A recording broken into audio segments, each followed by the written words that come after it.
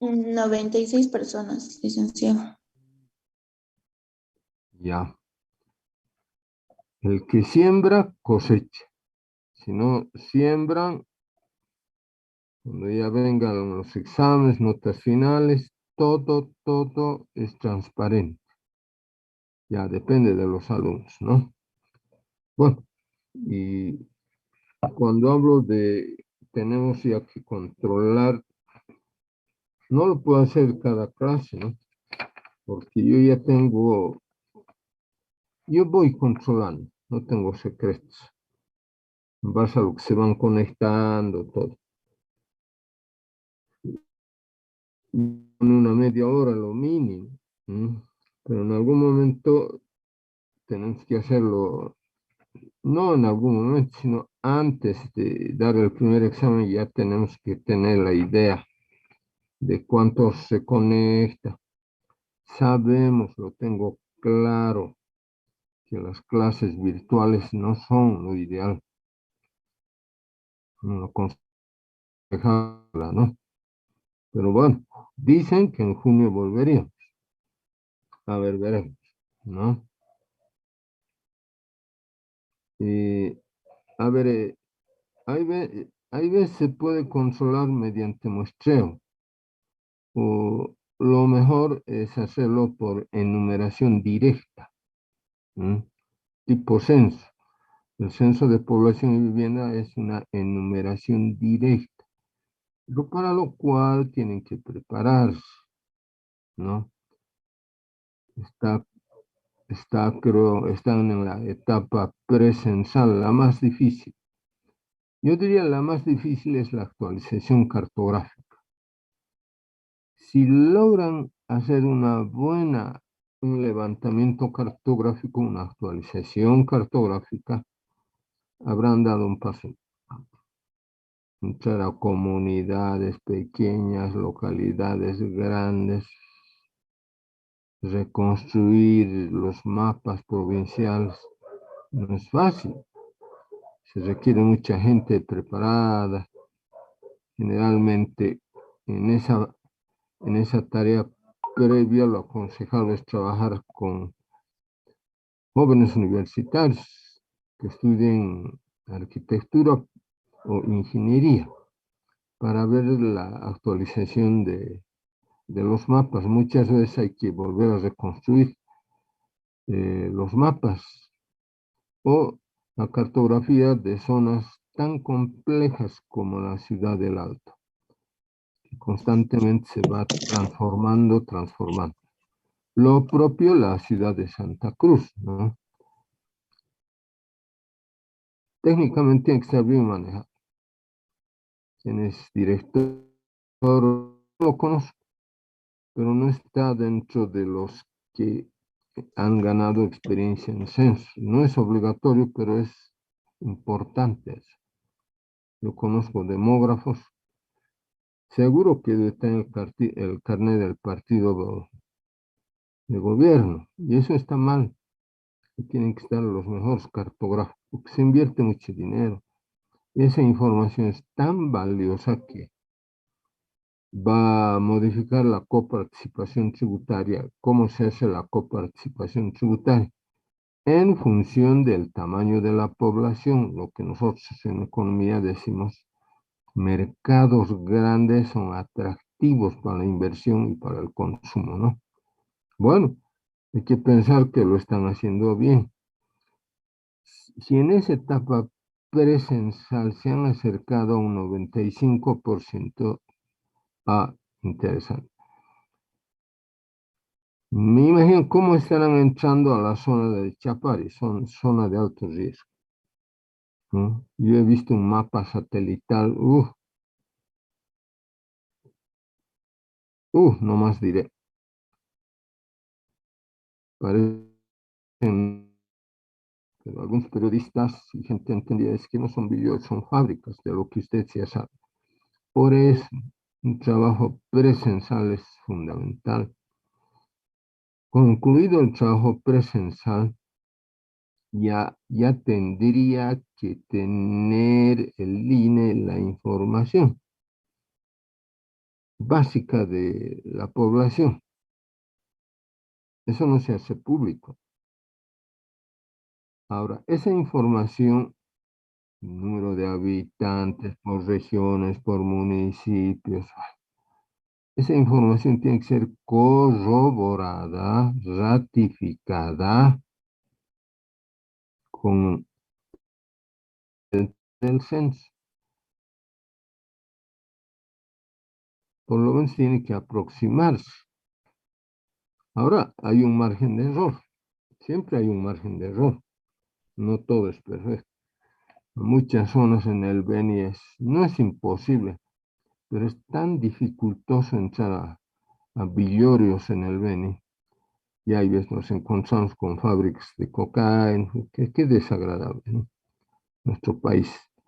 Pero los jóvenes tienen que transformarlo todo. En el altiplano igual se da la siguiente situación, al menos de las zonas del altiplano. De lunes a viernes se vienen a la ciudad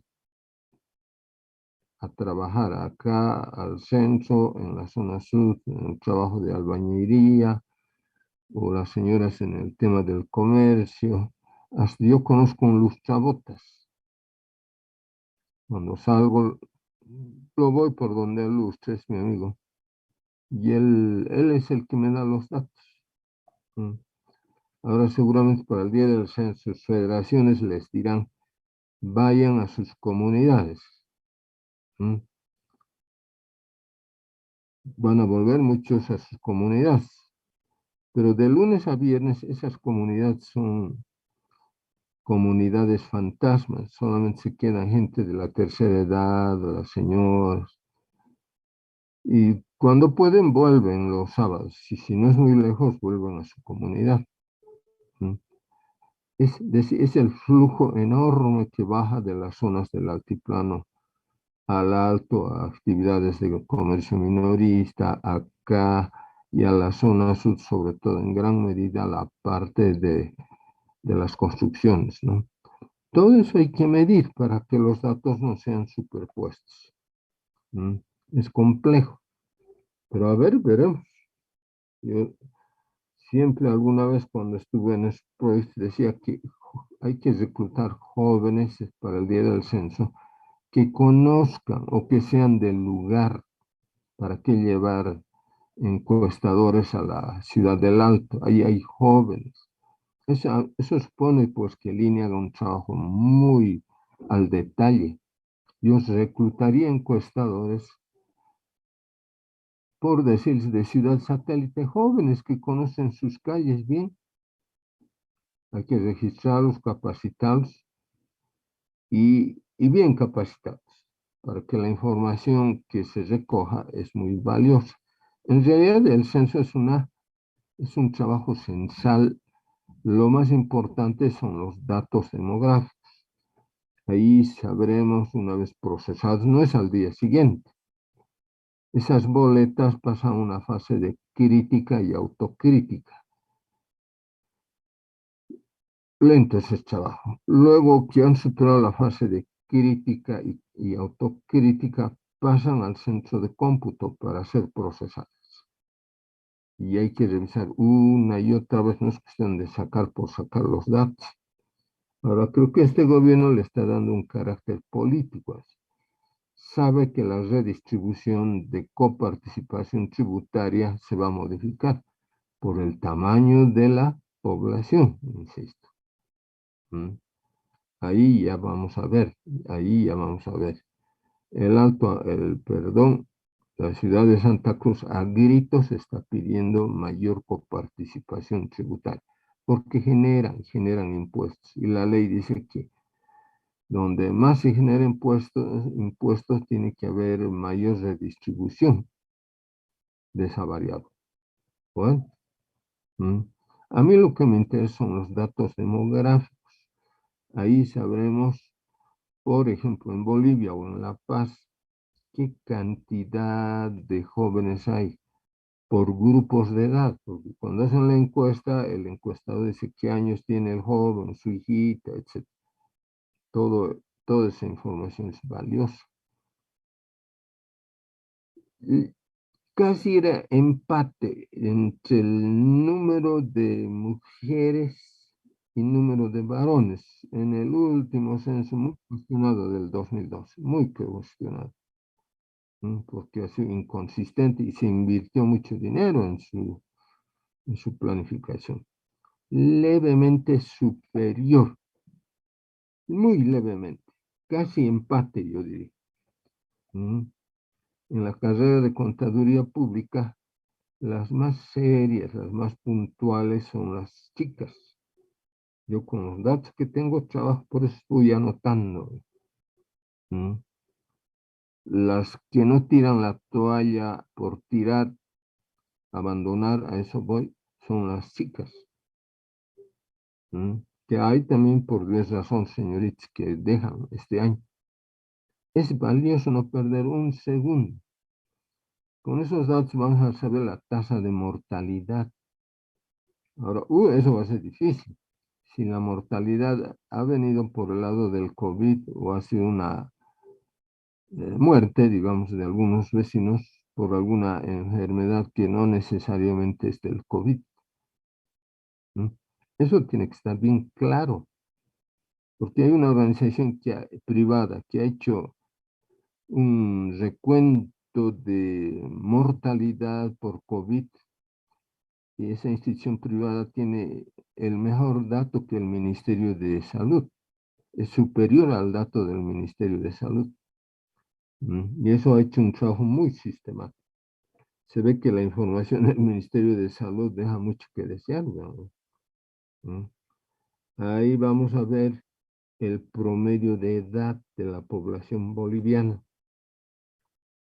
Ahí, con esos datos del censo, tenemos que comprobar si la tasa de crecimiento poblacional del Alto se mantiene en el segundo lugar. Vamos a ver su tasa de crecimiento poblacional es superior al promedio nacional, digamos. Las dos ciudades están ahí. Ciudad de Santa Cruz, por un flujo migratorio. Hasta profesionales se van a Santa Cruz. Bueno, es decir, es clave para desarrollar políticas de desarrollo, ¿no? El tiempo siempre nos va. Cuando esté cerca ese programa, vamos a comentar, ¿no? Tenemos que comentar. Ya, vean, por muestreo yo he empezado a hablar y he tenido que hablar del censo, ¿no? Algunas veces por muestreo voy a controlar la asistencia y otras veces por enumeración. A ver, la señorita Seila Escobar. ¿Me escucha, no, niña? Sí, licenciado. Deme un número, señorita, por favor, del 1 al 7. 5. 5. Halcón Gabriela Janet.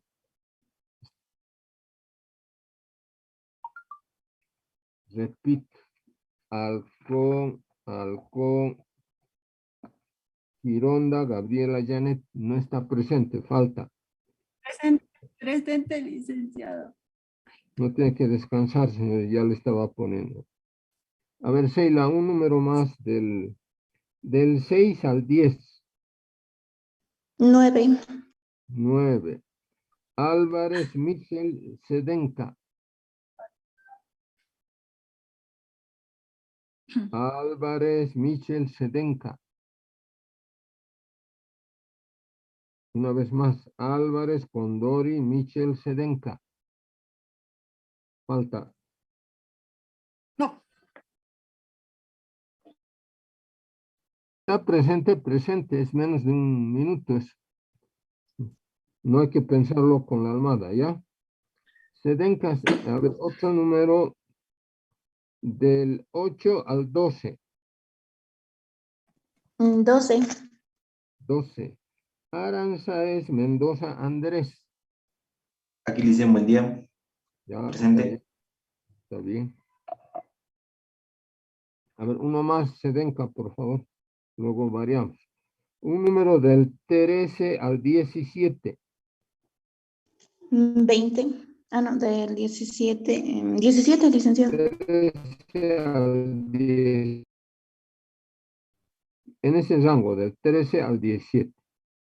Usted puede decir 17. 17. Bernal Cruz, Connie Paula. Buenos días, licenciado, presente. Está bien. Ya. Ahora la señorita Paula me da un número del 18 al 21. 20, licenciado. 20. Calle Alejandro.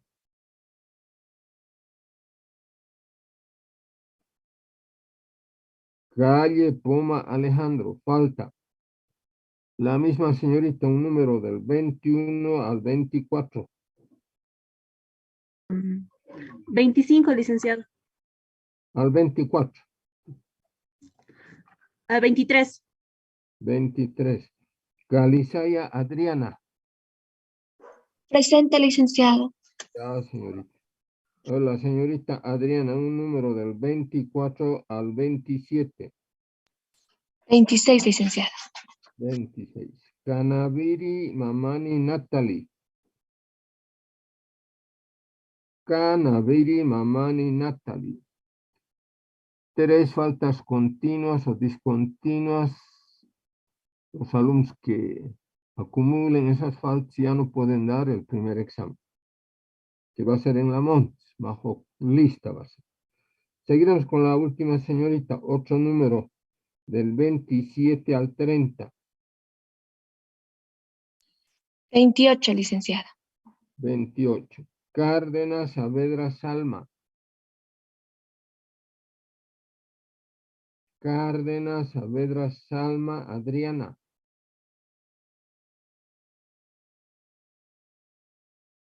Otro número, señorita, la última señorita. Carvajal Michael Nathaniel es el número 29. Ahora deme un número del 30 al 36.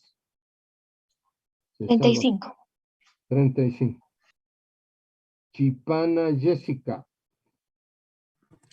Presente, licenciado. Ya. A ver, la señorita Jessica, un número del 36 al 41. 38. 38. Choque Miriam. Choque Quispe Miriam. Buenos días, licenciado, presente. Ya. A ver, la señorita Choque, un número del 39 al 43. El 41, licenciado. 41. Chuquimia Jocelyn. Chuquimia Limachi Jocelyn. Falta. Otro número, señorita, del 42 al 46. 43, licenciado. Cochi Dana Rocío. Cochi Condori Dana Rocío. Falta. Otro número, señorita, del 44 al 47. 46, licenciado. 46. Condori Álvarez Geraldi Shirley. Condori. Presente, licenciado. Ah, ya, perfecto. A ver, la señorita Geraldi, un número del 47 al 50. 50, licenciado. Condori Gisbert Tony.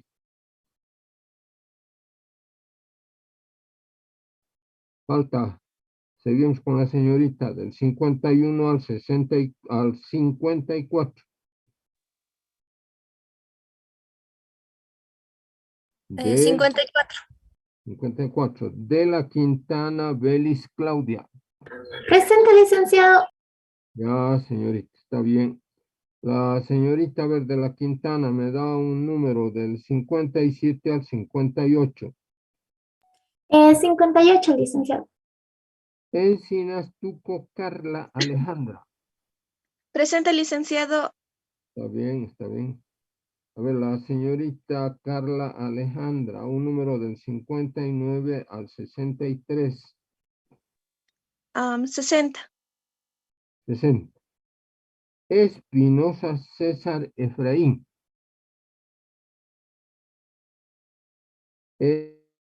Jaime César Efraín. No está el señor Espinosa. Falta. La misma señorita, del 61 al 65. 64. 64. Flores Espino Ovidio.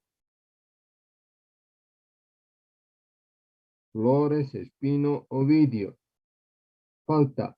Seguimos con la señorita del 65 al 68. 67. Muy bien. Guarachi Rodolfo Ángel.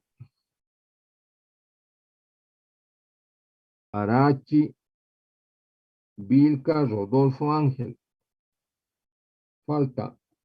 Seguimos con la señorita del 68 al 71. 71.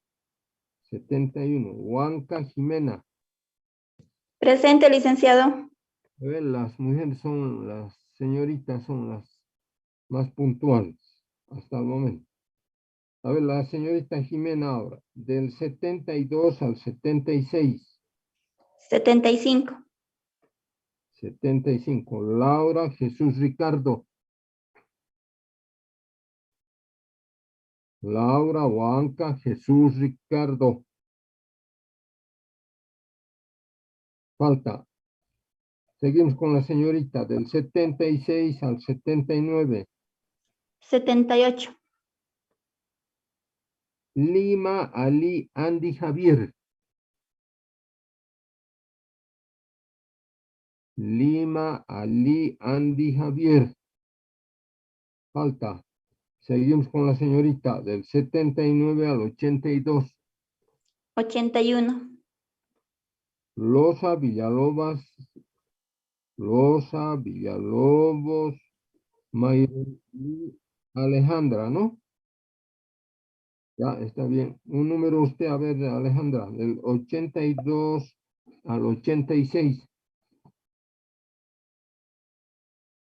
Ya. Mamani Colque Esmeralda. Presente, licenciado. Ya, está bien. A ver, la señorita Esmeralda, del 85 al 87. 87. Mamani Gonza Juan Carlos. Mamani Gonza Juan Carlos. Falta. Seguimos con la señorita Esmeralda, creo que es. Del 88 al 91. Al 90. 90. Mamani Alfredo. Presente, licenciado. Ya, a ver, Alfredo, un número del 91 al 95. 93, licenciado. 93. Marca Paula Leslie. Buen día, presente, licenciado. Ya, a ver, la señorita Paula, un número del 94 al 98. 96, licenciado. 96. Medina Vega Mirko, Presente, licenciado. un número del 97 al 100. El 100, licenciado. Miranda Fabiola Nelly. Presente, licenciado. Ya, señorita Fabiola, un Buen número día. del 101 al 105. 104, licenciado. Ya, Nina Colque Ninoska Carminia. Repito, Nina Colque Ninoica Carminia. Falta. Seguimos con la señorita del 105 al 108. 106, licenciado. 106. Ortuño Mamani Gadiel Edwin. Repito. Ortuño Mamani Gadiel Edwin. Falta. Seguimos con la señorita del 107 al 110. 109, licenciado. Ya. Paredes Carla Barinia. Presente, licenciado. Ah, un número usted me da, señorita Carla, del 110 al 114. 113. Pascuellar Karen. Fernanda. Presente, licenciado. Ya, señorita, a ver, usted un número del 114 al 117. 116, licenciado. Ya. Pisa Mamani Carol Jennifer.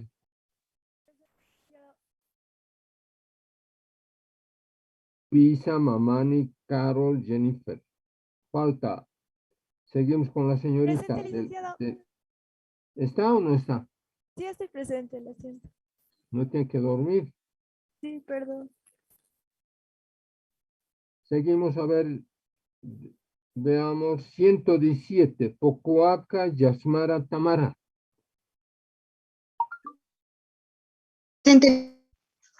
Ya, a ver.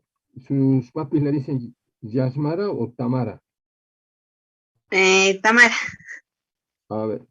Señorita Tamara, un número del 118 al 121. 117. Pocoaca Yamara Tamara. Usted misma se ha llamado. Entonces, Ya, del 119. 119. 118 al 121. 120. Muy bien. Pérez Rodríguez Vladimir. Presente, licenciado. Ah, ya le estaba por poner falta. A ver, Vladimir. Del 121 al 124. 124, licenciado. Quispe Mamani Jocelyn Miriam. Presente, licenciado. Ya, señorita Miriam. Del 125 al 128. 127. Ya. Quispe Suxo Sirley Lisbeth. Licenciado. Ya, a ver, Lisbeth. Un número del 128 al 131. 130, licenciado. Ramos Calizaya Roberto Mauricio. Presente, licenciado. Ya, a ver, el joven Mauricio, un número del 132 al 136. 135. Salcedo Melvin Ayeli. Presente, licenciado. Ya, señorita. Melvin Ayeli, me da un número del 136 al 140. 139, licenciado. Ya, Siñani Condori Esther Gabriela. Presente, licenciado. A ver, la señorita me da un número del 140 al 143. 142. Tarki Condori Wilson. Presente, licenciado. A ver, Wilson, un número del 143 al 146. 145. Ticona Mendoza Yamil Elías. Presente, licenciado. Ya, joven. Yamil Elías me da un número del 146 al 150. 149. 140 y 9. 6, 149. 9. Torres Checa Anaí Jessica. Presente, licenciado. Ya. A ver, la señorita nos da un número del 150 al 152. 151. Trujillo Choque Elmer. Trujillo Choque Elmer. No está. Uría Calizaya Ana Daniela. Presente, licenciado. Vargas Chávez Rocío Analía. Presente, licenciado. Buen día.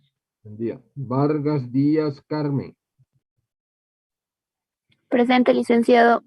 ¿Ya? Vázquez Calizaya Yail Josué. Presente, licenciado. Velázquez Ocaña Aaron Reinaldo. Presente, licenciado. Ya, está bien. Villalobos Oscar Osama David. Villalobos Botetano Osama David. Falta. Vilca Ángelo, perdón. Falta. Vilca Aldrin. Presente, licenciado. Vilca Helen Maya. Presente, licenciado. Ya. Yampa José Manuel Mirel. Presente, licenciado. Ya. Yufra José Gabriel. Presente, licenciado. Ya. Yufra Guadalupe. Presente, licenciado. Zabaleta Diego Andrés. Zabaleta Copa Diego Andrés. Sarsuri Guarachi Erlan Andrés. Presente, licenciado. Ya, muy bien. Seila, 165 alumnos. Ahora lo hemos hecho por muestreo. Las siguientes vamos a hacer por enumeración directa, ¿no? La carrera de contaduría pública es así. Bastante, al menos en mis materias, yo procuro ser siempre justo. La cantidad se tiene que convertir en calidad. Cuando yo hablo, es una ley, no porque yo lo diga, que quede claro, es una ley hasta de la física. ¿Qué queremos decir cuando decimos la cantidad se convierte en calidad? A ver, Velázquez Reinaldo. ¿Qué cantidad se convierte en calidad? Velázquez.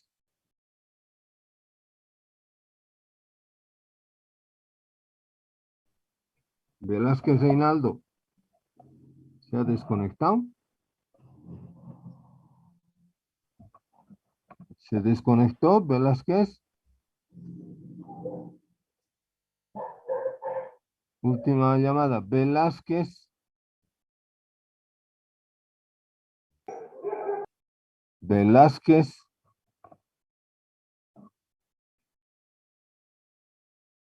A ver, para ganar tiempo. Por eso en algún momento voy a llamar cuando ya estemos acabando clases.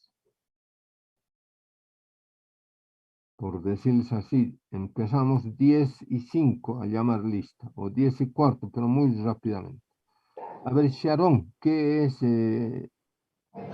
Perdón, Seila. ¿Qué es cuando la cantidad se convierte en calidad?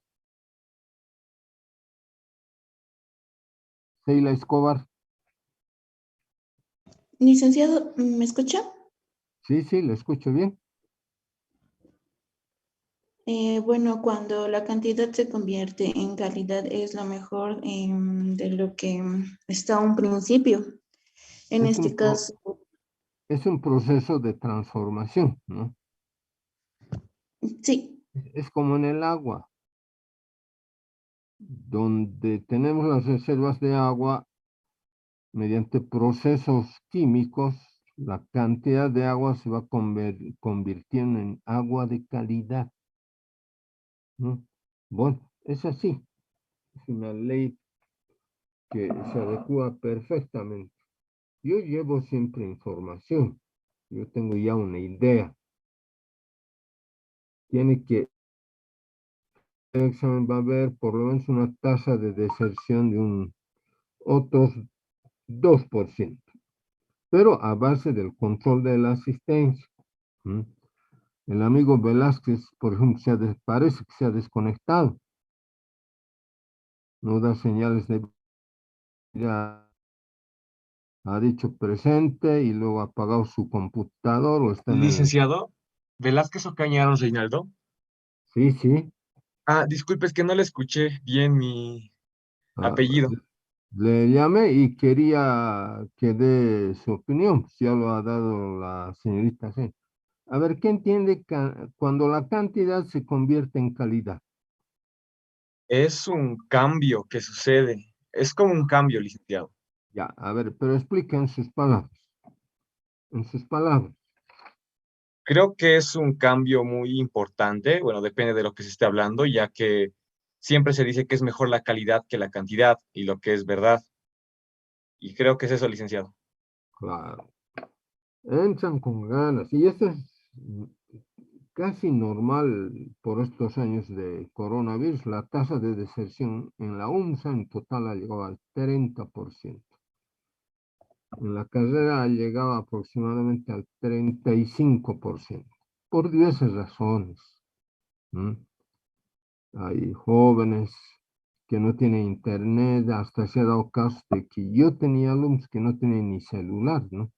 Bueno, en la medida de mis posibilidades de tiempo, tampoco he cedido mucho, pero he procurado ayudarlos. ¿Mm?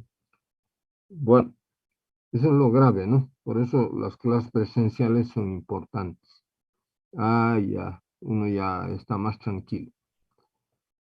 Bueno, seguiremos avanzando. Vean en ese control el tiempo que hemos ido perdiendo.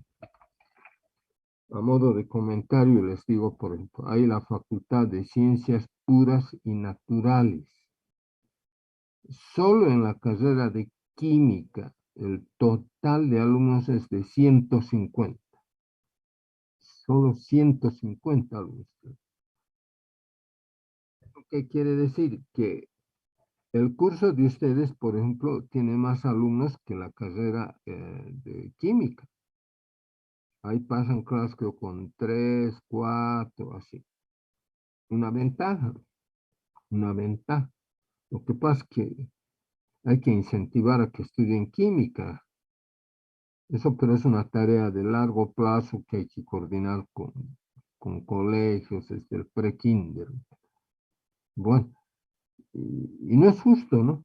Manejar 160 alumnos no es fácil, no es fácil. La mayoría de los cursos en contaduría pública. Por eso es que lentamente la cantidad se convierte en calidad cuando ya llegan al quinto año, por diversas razones, que quede claro eso, ¿no?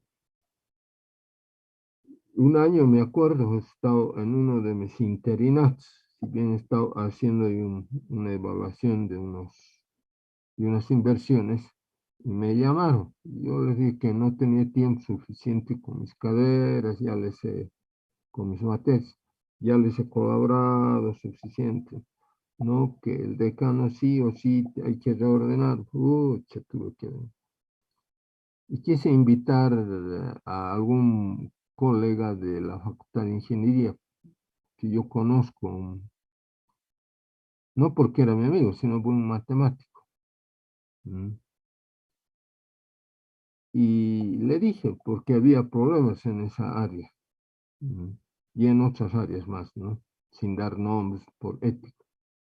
Quise fortalecer con más conocimientos para los jóvenes. Lo tengo claro que es la matemática para ingenieros.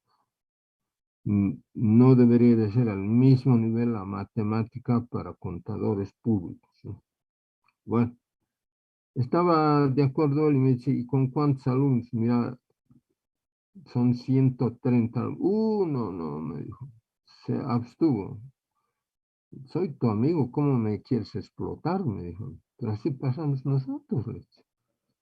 No, pues, pero aquí estás viendo en la facultad, pasamos con 20, 25.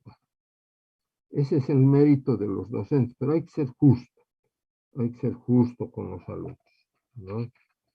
Si alguien va a dudar antes del examen, yo le voy a tener que decir que no puede señorita o no puede joven. ¿Por qué? Porque aquí está su inasistencia. Tengo que demostrar. Vean, ¿no? Seguiremos, el tiempo apremia, se nos está yendo ya el mes de abril.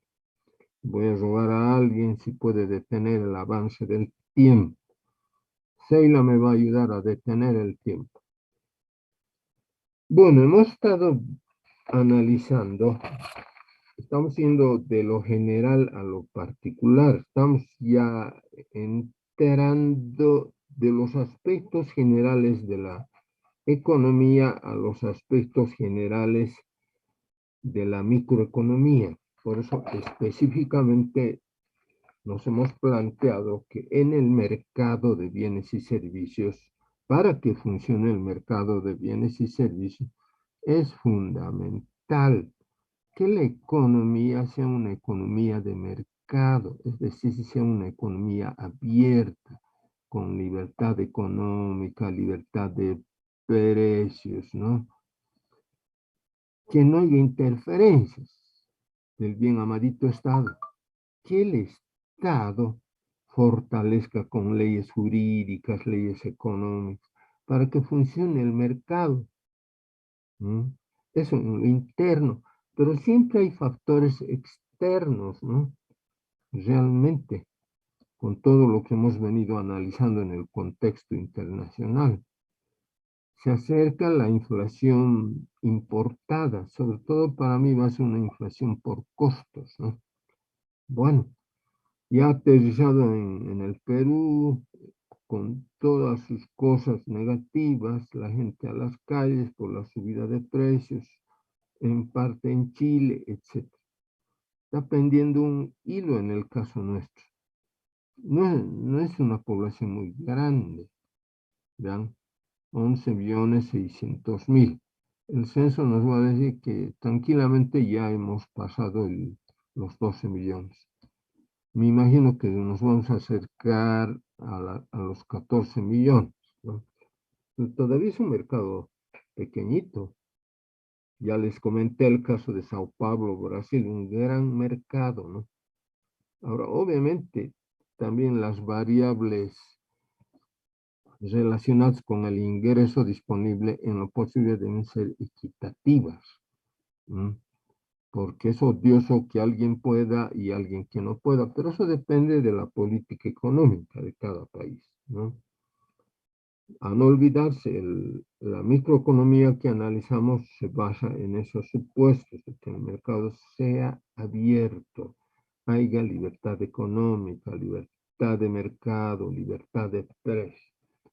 Y obviamente el normador, el regulador debe ser un buen árbitro, es decir, el Estado, que no ponga obstáculos, más bien que contribuya a que funcione el mercado, ¿no?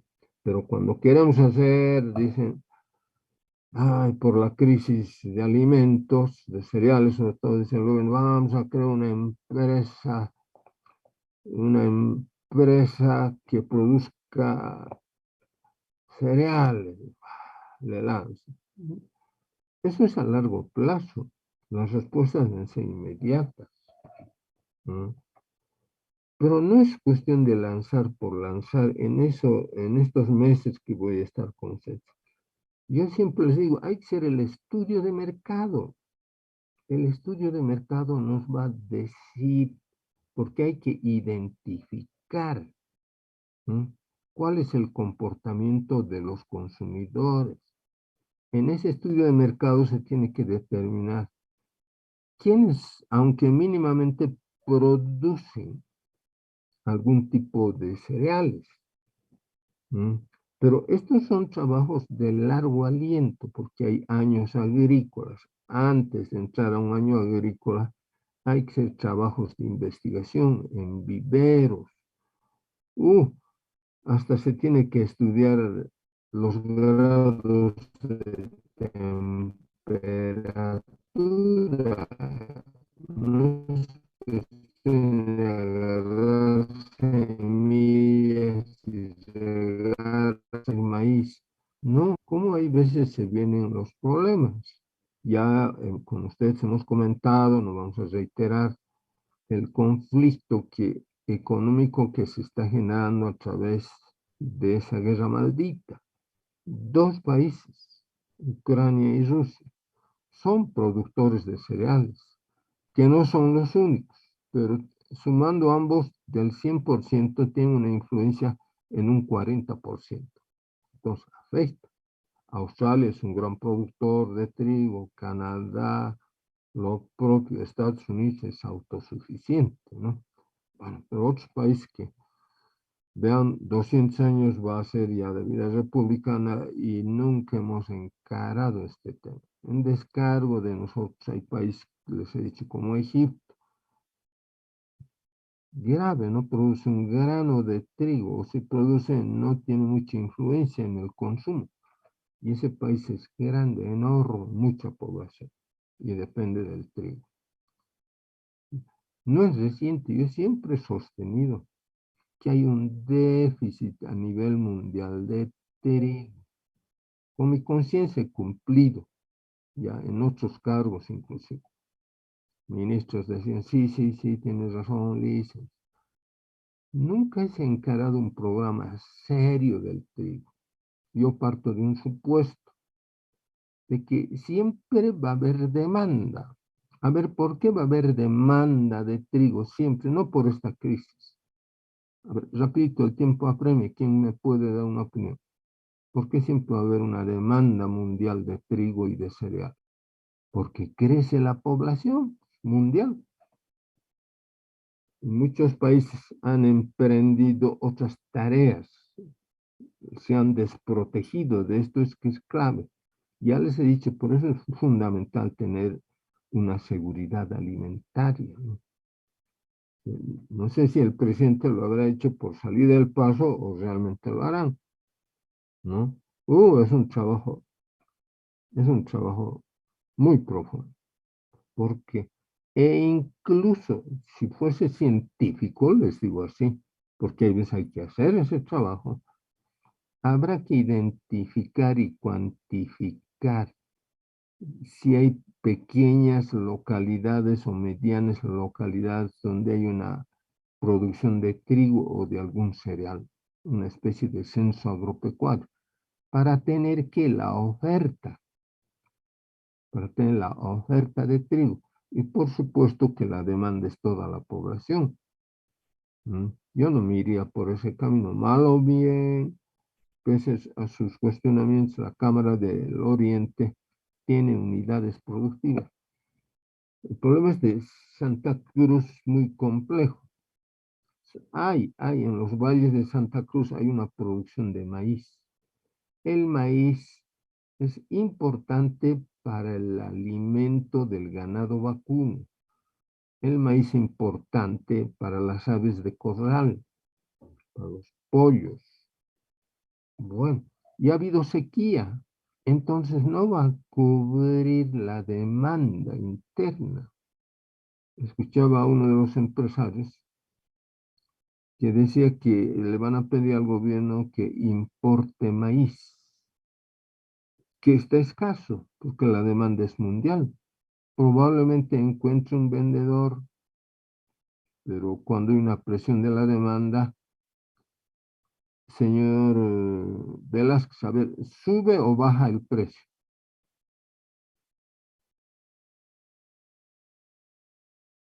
El precio.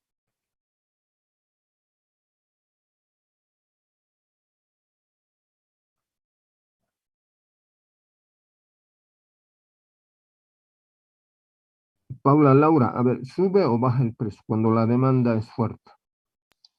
A ver, cualquiera de ustedes para ganar tiempo. Sí, sube el precio, licenciado. Sube el precio, licenciado. Sube el precio. Y ahí está el problema. Entonces, si sube el precio, salvo que el Estado quiera subvencionar, no creo. Entonces, los productores, al importar, lamentablemente, maíz, nosotros deberíamos de ser productores, existiendo múltiples zonas. Bueno, nuestros políticos, hay políticos, por eso digo.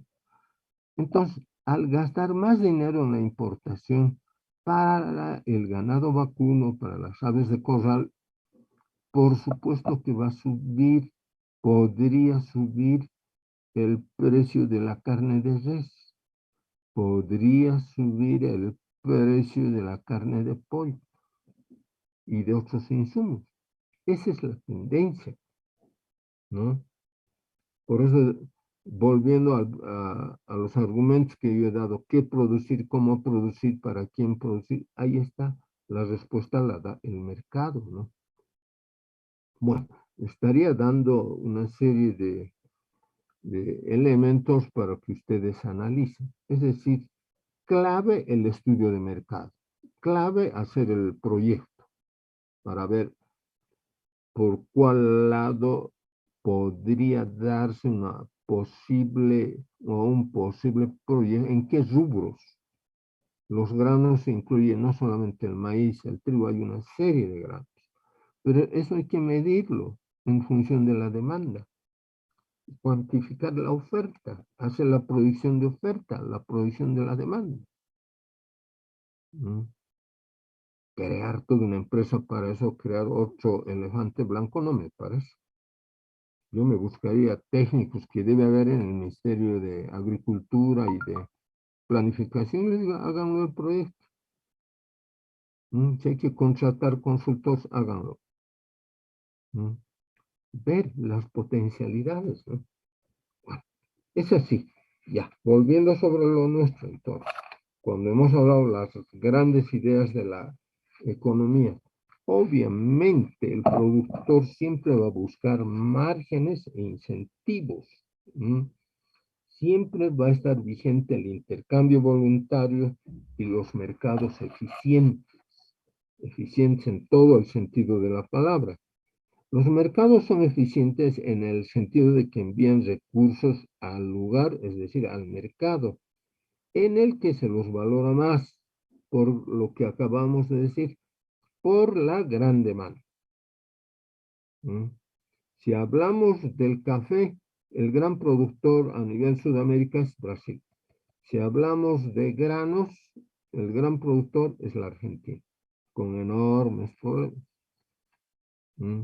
Veía yo un video de Ucrania, le entrevistaban a un ciudadano de Ucrania que él tenía 1000 hectáreas, en 1000 hectáreas sembraba trigo. Y el señor se quejaba y decía, ahora mis sembradíos de trigo mostraba, están invadidos por tropas rusas. Y se me acaba el tiempo, se está acabando el tiempo de la cosecha, de la siembra, perdón. Todo tiene su época, la siembra y la cosecha, en un año agrícola. Entonces, ven, este año no va a producir por todo lo que está pasando militarmente en ambos países. Entonces, ¿qué va a pasar? Que se va a producir un déficit mundial de trigo. Saboreen sus marraquetitas, no sé qué pasará con la marraquetita. El precio va a ser el problema. Un país como el nuestro, teniendo zonas aptas, yo no puedo creer, salvo el caso de Santa Cruz, pero no es el único. No podemos creer que no podemos desarrollar un programa, una diversificación, para no depender de minerales y de gas. Un proyecto, pero válido, con tasa interna de retorno favorable, pero yo siempre me inclino por la parte privada. Siempre va a generar excedentes, partiendo de un supuesto. En economía, en microeconomía, utilizamos supuestos. Esos supuestos de que la demanda está dada. Esto es importante. Por eso es que los mercados son eficientes en el sentido de que envían recursos al lugar, al mercado, por el que se valora más, por la gran demanda. Les decía, el caso del basílica, el caso de granos Argentina, el caso de carne de res entre Brasil y Argentina. Y el problema de la Argentina está con serios problemas estructurales. Si no supera los problemas estructurales, la Argentina va a seguir arrastrando. Entonces, en ese problema, he explicado cuándo se pueden presentar fallas en el mercado. El mercado no siempre trabaja, había dicho, de manera eficiente. En ocasiones, la acción gubernamental es necesaria. ¿Por qué? Porque el uso de los recursos puede tener alguna dificultad y con disposiciones gubernamentales eso se puede superar, como el presente. Y en vez de pelearme con la Cámara Agropecuaria del Oriente, yo negociaría. Mal o bien tienen experiencia en este rubro. Les daría incluso incentivos para que incrementen la siembra y posterior cosecha de maíz. Y ahora o nunca, hay veces cuando se presentan dificultades hay que decir ahora o nunca. Ahora sí desarrollo un programa Chigar, pero no por la crisis, sino que es sostenible. ¿Mm? Esa puede ser la vía para tener una redistribución de la producción. Mucho minerales, mucho gas que está acabando. ¿Qué otros recursos tenemos como país? Bueno, entonces, en ese proceso se genera gastos, ingresos y valor de la producción. Obviamente, ¿no? El productor de cualquier bien, así sea de lácteos, incurre en costos. Si invierte, él tiene que recuperar su inversión y tiene que obtener ganancias, ¿no? Un problema muy importante. En la economía y específicamente en la producción, solo un aumento de la productividad media da lugar a una mejoría en los niveles de vida. ¿Eso qué quiere decir? Incentivar a los productores, pero no pues inyectándoles dinero, sino dándoles condiciones. Uno de los problemas del mercado nuestro es que es muy baja la productividad. Entonces, ese tema hay que trabajarlo. Es muy importante. Un aumento de precios puede ser, alguien dirá, un incentivo, pero hay leyes del mercado. Ahora, otro problema que puede presentarse y dificultar el funcionamiento del mercado, hemos hablado de la inflación. La inflación es la subida de precios, una inflación moderada. Una inflación acelerada es cuando los precios se van incrementando aceleradamente. Un terrible problema es la hiperinflación, donde los precios implican. Entonces la producción cae, porque hay costos fijos, costos variables, ¿no? Bueno, para mí la inflación es una falla de la economía, de aquel país que genera estos procesos, ¿no? Las mismas imperfecciones del mercado se presentan, ¿no? Por eso hay que tener mucho cuidado. A veces puede haber un desempleo, puede ser resultado de una consecuencia de las imperfecciones del mercado y pueden estar desperdiciándose nuevos recursos. Por eso es que hay que manejar la economía de la manera más racional, con criterios eminentemente económicos. Yo siempre parto libertad de precios, libertad económica, libertad económica. Ahora, el modelo no queda otra, es el modelo de competencia perfecta, una apertura del mercado. Ya, bajo esos supuestos económicos, seguimos descendiendo y hemos empezado a analizar el modelo de flujo circular de una economía, lo específico entre los productores y los consumidores. Creemos que nadie obstaculiza esa interrelación. Por eso decimos el flujo circular de una economía. Por un lado están las unidades, los oferentes, es decir, los productores. Y en el otro frente están las unidades familiares, los demandantes de bienes, es decir, nosotros los consumidores. Ese flujo circular de la economía tiene que apoyarse en la especialización y la división del trabajo. Básicamente el productor tiene que ser eficiente para ser competitivo. Alguna empresa tiene que ser eficiente si produce un determinado bien para bajar costos. Hasta en otros sectores se da eso.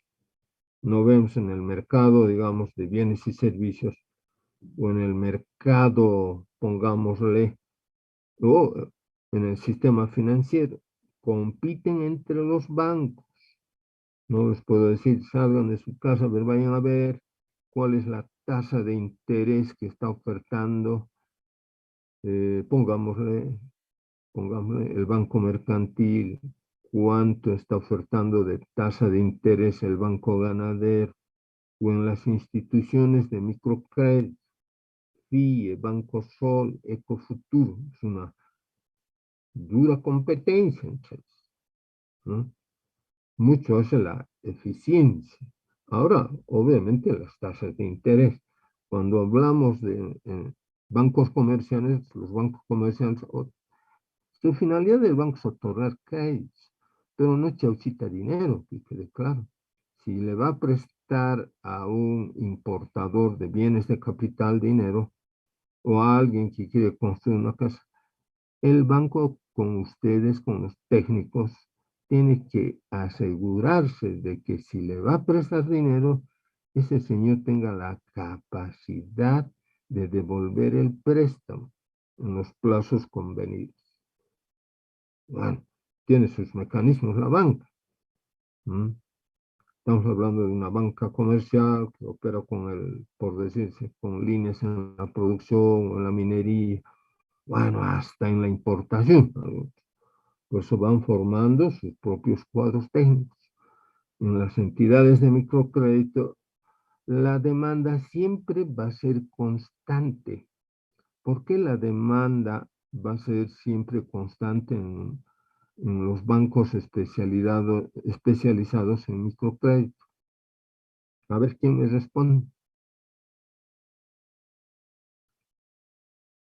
Por la gran cantidad del mercado informal. No vemos en las zonas donde vivimos, en el Alto, esa feria inmensa, la 16 de julio. Increíblemente, muchos de ellos solicitan microcréditos, pequeños créditos, y la entidad de microcréditos tiene que asegurarse de que esa señora que vende chompas o vende algún otro bien le pague al banco. Tiene sus oficiales de crédito. Es un trabajo muy interesante. El 85% de la PA, es decir, de la población económicamente activa de Bolivia, el 85% está en el sector informal. Por eso se dice sector formal. El sector formal obedece a una estructura, a un trabajo fijo, que puede ser el mismo Estado o las empresas. Pero el informal, su nombre lo dice, son actividades que las personas ante oportunidades de empleo desarrollan su propia actividad. Eso hay que potenciar, pero ordenadamente, ¿no? Yo no lo veo así trabajos específicos de quién está gobernando, no lo veo. Operar con programas para que ese artesano de mucha habilidad del Alto que produce deportivos, capacitarlo para que esos deportivos mejoren su calidad y él pueda vender. Pero todo obedece a todo un programa, no es individuales. Yo soy un convencido de que el sector informal gradualmente, mediante capacitación, mediante apoyo del mismo Estado en el tema de mercados, pueden convertirse en empresas formales. Ese sería un salto maravilloso. Entonces, cuando en un modelo de flujo circular de una economía están los productores, por un lado, los oferentes de bienes, es decir, los que producen las unidades productivas, y al otro lado estamos nosotros los consumidores, los que demandamos bienes y servicios. Bueno, los consumidores. Bueno, ambos nos interrelacionamos, y esa interrelación supone que ambos en un modelo abierto se pongan de acuerdo en la generación de precios. Estoy hablando en un modelo abierto, momentáneamente donde no hay factores exógenos que alteren los precios. Tarde o temprano tendrá que pasar estos conflictos, ¿no? A nivel mundial. Nosotros no estamos en Europa, pero el rebote está llegando. Bueno, pero yo estoy viendo ceteris paribus de otros factores, es decir, no incluyo para el análisis microeconómico que estoy haciendo por el momento otros factores. Creo que ese mercado es competitivo, que no solamente hay un productor, lo tienen claro, el trabajo, esa finalidad tenía, de lo que tengan claro que es un concepto de monopolio, duopolio, oligopolio, o desde el lado de los consumidores, el monopsonio, duopsonio, oligopsonio, fundamental, ¿no? Bueno, entonces ese productor para llegar bien al mercado, ese productor de lácteos, de cualquier otro bien, estamos hablando de una producción interna. Inevitablemente para que sea competitivo, tiene que apoyarse en la especialización, es decir, es la concentración del esfuerzo en una determinada actividad de producción. También tiene que apoyarse en la división del trabajo, es decir, en la distribución de las actividades de producción entre los miembros de una sociedad. Y obviamente tiene que bajar costos. ¿No? Internamente se hacen los ajustes, sabiendo que es decir, no es el único productor. Bueno, pero tiene que influenciar en el mercado. Por tanto, la especialización, la división del trabajo, si lo aplica correctamente él o los productores, bueno, llegarán bien con su oferta de bienes y servicios al mercado.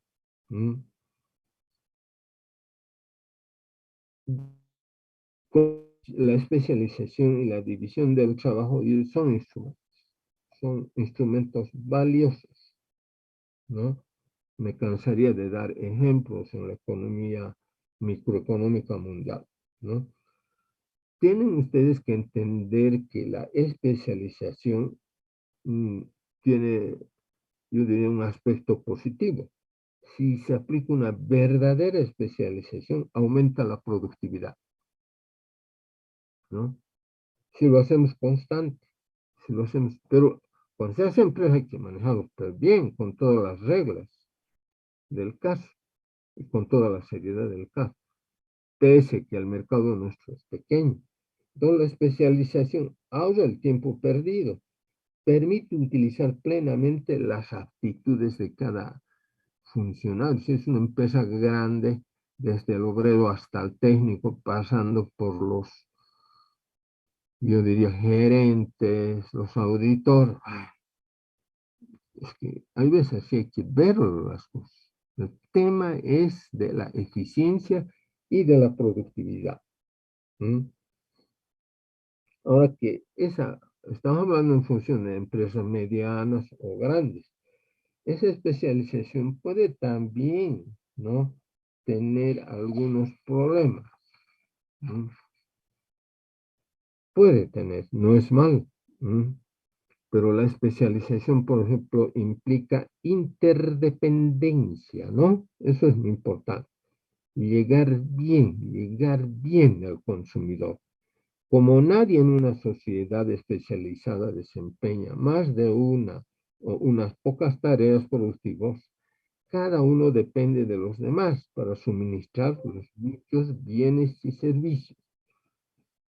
En Alemania no es nada raro que haya obreras, ciudadanas que son obreras, especialistas en voy a un poco exagerar, no tan exagerar, me acerco a la realidad.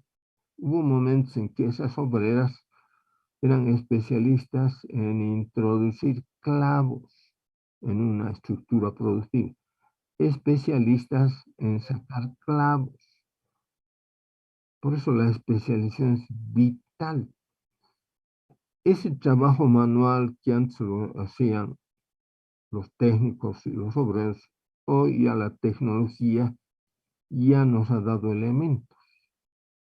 No es que haya prescindido de la fuerza de trabajo, en parte sí, pero esa fuerza de trabajo ahora se ve obligado a que el robot para ensamblar automóviles sea eficiente, sea eficiente. Vean la productividad cómo ha llegado. Hay robots que se los programa 24 horas al día. Ahora, las industrias, pero estoy hablando de industrias de gran volumen de producción. En el fondo han ido sustituyendo en parte a la fuerza de trabajo. Al robot no se le paga, yo he dicho aguinaldo, doble aguinaldo, se lo programa. Pero detrás de él está el ingeniero. Por eso los alumnos estudian la teoría robótica, los que lo han diseñado. Al aplicar esos procesos tecnológicos, ¿qué ha pasado con la productividad? Se ha multiplicado. En el rubro de los automóviles, no solo en La Paz, dicen, ojalá lo podemos verificar si volvemos a La Montes, dicen que ya hay 1 millón de automóviles. Probablemente, ¿no? Probablemente. Ven, eso viene desde los países asiáticos, viene acá. Somos su mercado. Somos su mercado. A ellos no les interesa pues que X país tenga su propia producción. Bueno, la economía está globalizada, ahí está el problema. Bueno, pero en los rubros en los cuales nosotros podemos desarrollar casi la misma estrategia tenemos que seguir. Yo sigo pidiendo a gritos empezar con un programa de desarrollo industrial, que no lo hay, estamos viendo. No quiero entrar en ese tema porque me produce a mí un rechazo, ¿no? Están ocupados en otra cosa. Este país tiene potencialidades jóvenes, ¿no? Bueno, pero seguiremos. Entonces, ¿qué será el modelo de flujo circular que en microeconomía mucho se aplica? El modelo de flujo circular es una imagen de la forma como se organiza la actividad económica. Estamos pensando dentro de una sociedad especializada que enfrenta problemas de interdependencia. Esos problemas de interdependencia también puede derivar en problemas de coordinación de intercambio. El modelo de una economía circular en el fondo es un modelo abstracto. Lo concreto es que funcione el mercado. Y funcione bien el mercado de bienes y servicios, ¿no? A no olvidarse, ese modelo circular de un mercado interno está constituido por 2 sectores. Es un mercado abierto, de competencia perfecta. Los productores, ¿qué obligación moral tienen? El de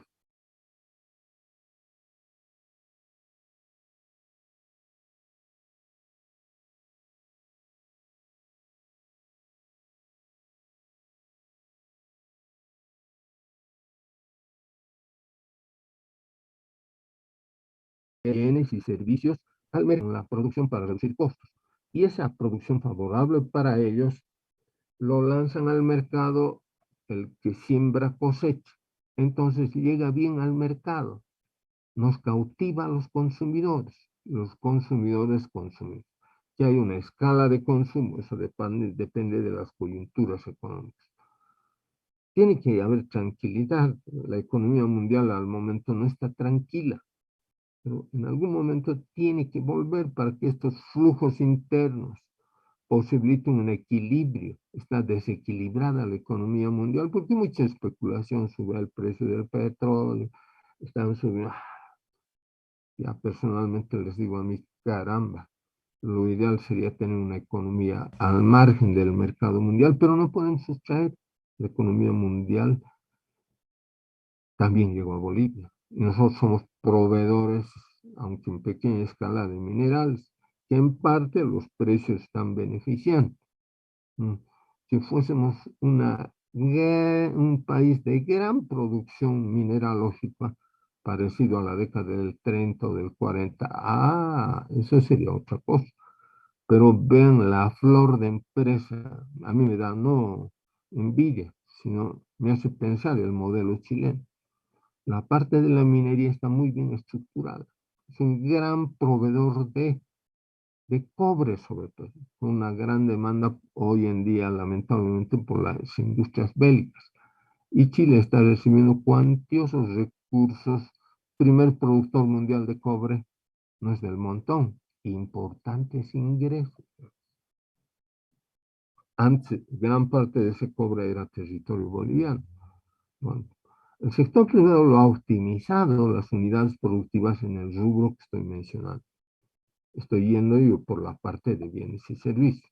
No puedo sustraerme del tema de la economía mundial porque afecta, pues afecta. Lo ideal entonces es lo que estoy señalando. La tarea de los productores en un mercado interno es producir, proveer y ofertar bienes y servicios.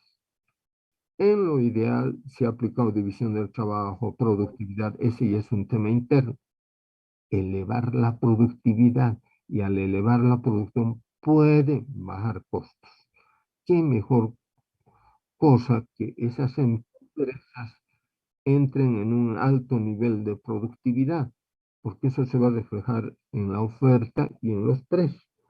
Por otro lado, nosotros, los consumidores, estamos en el sector que se denomina los hogares, es decir, las unidades familiares. La mamá, el jefe de hogar, consideramos que los precios están equilibrados, consideramos que no hay factores externos.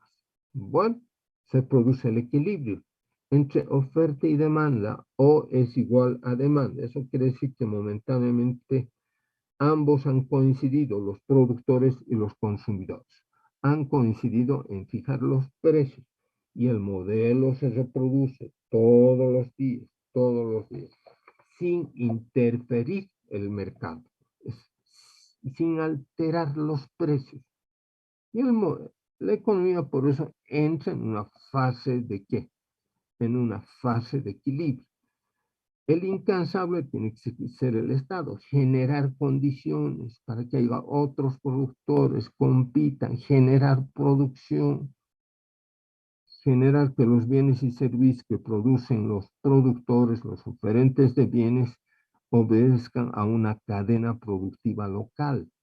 Que sería lo ideal. Que sería lo ideal, que todo lo que consumimos se produzca en el territorio boliviano, pero no siempre se da eso. ¿Ya? Y se nos fue el tiempo, jóvenes, cualquier rato controlo a ustedes. Están viendo, soy justo en ese tema. El que no vino, no vino. Si alguien me dice, he estado enfermo, no le voy a pedir certificado médico. Por lo menos la receta del médico. Eso a través de SEI. Pero bueno, acá la paramos, apretamos el acelerador, seguimos avanzando y hemos entrado en el mercado. Ya tenemos que entrar pronto, específicamente a los factores de la oferta, de la demanda, y recurrir al sistema de curvas, ¿no? Bueno, hasta luego, hasta el día jueves. Gracias.